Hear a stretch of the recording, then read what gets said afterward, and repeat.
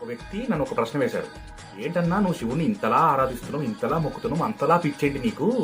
ఏమిచ్చాడు నీకు శివుడు అంటే నేను ఆ వ్యక్తికి ఒక సమాధానం చెప్పాను. నేను కష్టాల్లో దుఃఖాల్లో ఉన్నప్పుడు నాకు తోడుగా ఉన్నాడు. బిడ్డ, నువ్వు కష్టపడుతున్నావు, నువ్వు దుఃఖిస్తున్నావు కదా, నీకు నేనున్నా అనే ఒక ధైర్యాన్ని ఇచ్చాడు. నీకు నేనున్నాక నీకు ఇంకేంటి భయం అనే ఒక శక్తినిచ్చాడు. వీటన్నిటిని మించి నాకు శివుడికి భక్తుడిగా మారే అవకాశాన్ని ఇచ్చాడు. నాకు అంతకు మించిన వరం, అంతకు మించిన పుణ్యం ఇంకేముంటుంది? శివుడికి భక్తుడిగా మారడం అంటే ఎన్నో జన్మలు చేసుకున్న పుణ్యం. ఆయనని కొలవడం అంటే ఎన్నో జన్మలు చేసుకున్న పుణ్యం. ఆయనకి భక్తుడిగా మనం మారడం అంటేనే మనం ఎంతో జన్మలు చేసుకున్న పుణ్యం.